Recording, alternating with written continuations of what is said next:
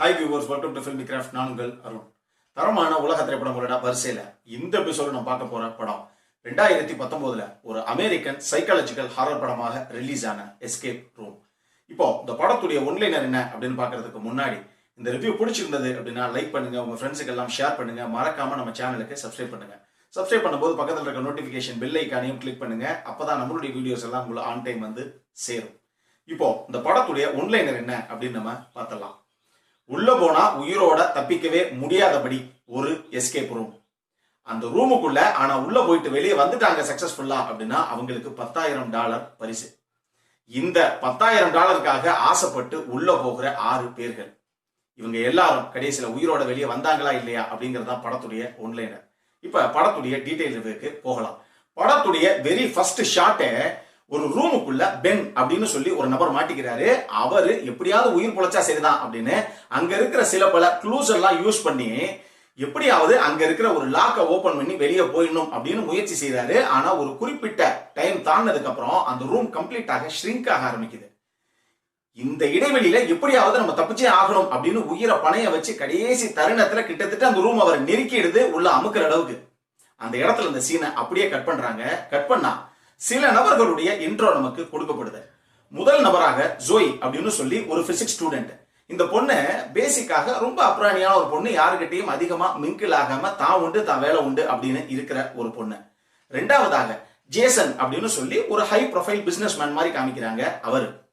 மூணாவது பென் அப்படின்னு சொல்லி இந்த சூப்பர் மார்க்கெட்லாம் அந்த இருக்கிற பலசரக்கு ஜாமான் எல்லாத்தையும் பேக் பண்ணி கரெக்டா எல்லாத்தையும் வைப்பாங்க இல்லையா, அந்த மாதிரி ஒரு நபராக காமிக்கிறாங்க. இவங்க 3 பேரும் ஒருத்தருக்கு ஒருத்தர் அறிமுகமே இல்லாத நபர்கள். ஆனா இந்த 3 பேருக்குமே ஒரு கருப்பு கலர்ல ஒரு பிளாக் பாக்ஸ், ஒரு கிஃப்ட் மாதிரி இவங்களை வந்து சேருது.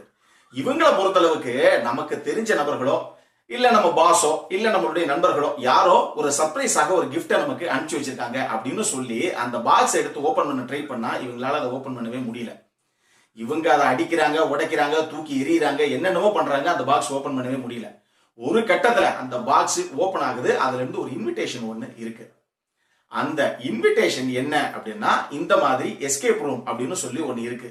அதுல நீங்க உள்ள வந்துட்டு உங்களுடைய திறமையினால உங்க புத்திசாலித்தனத்தினால நீங்க எஸ்கேப் ஆயிட்டீங்க அப்படின்னா $10,000 பரிசு அப்படின்னு சொல்லியும் இருக்கு.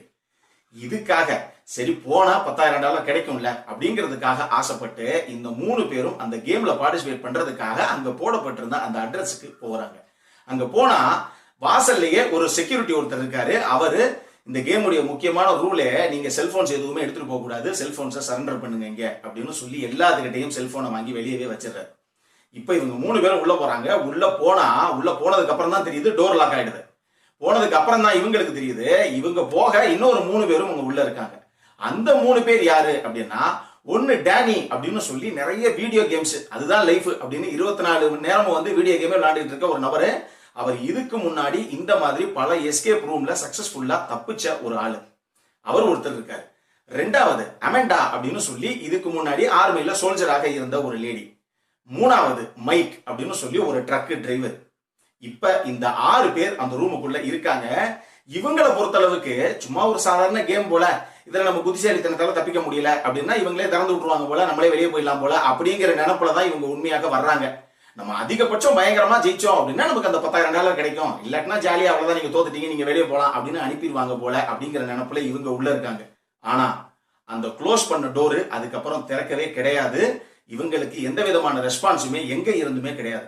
இந்த ரூமுக்குள்ள இருந்து இவங்க இறுதியாக கடைசியில தப்பிச்சாங்களா இல்லையா அப்படிங்கறதான் படத்துடைய மொத்த கதையே. இந்த படத்துல எனக்கு ரொம்ப ரொம்ப பிடிச்ச விஷயம், இன்னும் குறிப்பிட்டு சொல்ல வேண்டிய விஷயம், இந்த படத்துடைய ஆர்ட் டிபார்ட்மெண்ட் ஒர்க். ஏன்னா இவங்க எஸ்கேப் ரூம் அப்படின்னு என்ன காமிக்கிறாங்களோ அந்த ஒரு ரூமுமே கம்ப்ளீட்டாக ஆர்ட் டிபார்ட்மெண்ட் அவங்க போட்ட செட்டு தான் அவ்வளவு சூப்பராக போட்டிருக்காங்க. ஒரு ரூமுமே வேற வேற கிளைமேட் கண்டிஷனையே கிட்டத்தட்ட காமிக்கிற அளவுக்கு அவங்க ஆர்ட் டிபார்ட்மெண்ட் ஒர்க் இருக்கு. அவ்வளவு சூப்பராக போட்டிருக்காங்க. அந்த இவங்க போட்ட அந்த ஆர்ட் டிபார்ட்மெண்ட் ஒர்க் மட்டும் தான் உண்மையாக சொல்ல போனா அந்த படத்தை தூக்கி பிடிக்குது அப்படின்னு சொல்லலாம். ஏன்னா கான்செப்டே அந்த எஸ்கேப் ரூம் தான். ரெண்டாவது இந்த படத்துல எனக்கு ரொம்ப ரொம்ப பிடிச்ச விஷயம் அந்த படத்துடைய சினிமோட்டோகிராஃபி. ஏன்னா பொதுவாக ஒரு அவுட்டர் ஷாட்ஸ் இல்ல வந்து எக்ஸ்டீரியர் ஷாட்ஸா கம்ப்ளீட்டாக நிறைய இடம் இருக்கு, நிறைய அழகுகள் இருக்கு கேப்சர் பண்றதுக்கு அப்படின்னா சினிமோட்டோகிராஃபிக்கு பெரிய ஸ்கோப் இருக்கும்.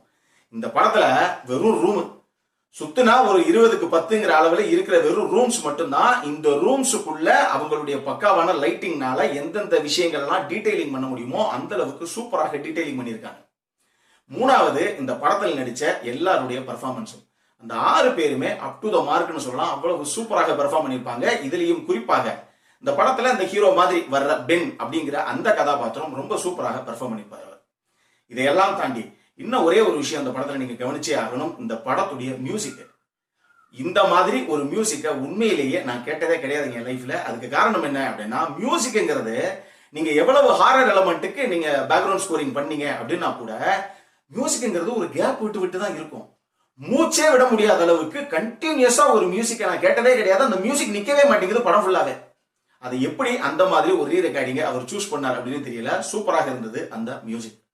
அடல்ட் கண்டென்ட் பொறுத்தளவுக்கு இந்த படத்துல எந்த விதமான அடல்ட் கண்டென்ட்டும் கிடையாது. இந்த ஒரு சின்ன சின்ன ஹாரர் எலிமெண்ட் இவங்க எப்படி தப்பிக்கிறாங்கிற இந்த ஒரு சில விஷயங்களை தவிர வேற எதுவும் இந்த படத்துல கிடையாது. தாராளமாக இந்த படத்தை நீங்க ஃபேமிலியோட பார்த்து ரசிக்கலாம். இந்த படம் அமேசான் பிரைம்லயே சப்டைட்டிலோட அவைலபிளாக இருக்கு. பார்த்து ரசியுங்கள். இந்த படத்துக்கு ஃபில்மி கிராஃப்ட் கொடுக்கக்கூடிய ரேட்டிங் 7/10. இப்போ நம்மளுடைய அடுத்த செக்மெண்டான இன்ட்ரெஸ்டிங் ஃபேக்ட்ஸ் அபௌட் தி மூவிக்கு போகலாம்.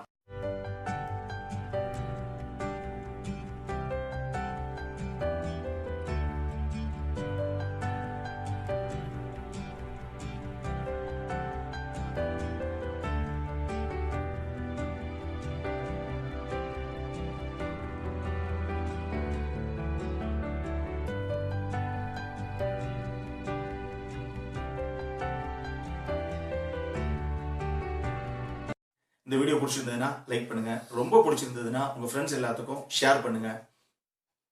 உங்களுடைய கருத்துக்கள் ஏதாவது இருந்தது அப்படின்னா கீழே இருக்க கமெண்ட் செக்ஷன்ல எங்களுக்கு தெரிவிங்க. வீடியோவை க்ளோஸ் பண்றதுக்கு முன்னாடி சப்ஸ்கிரைப் பண்ணுங்க. சப்ஸ்கிரைப் பண்ணும்போது பக்கத்தில் இருக்க நோட்டிபிகேஷன் பெல் ஐக்கானையும் கிளிக் பண்ணுங்க.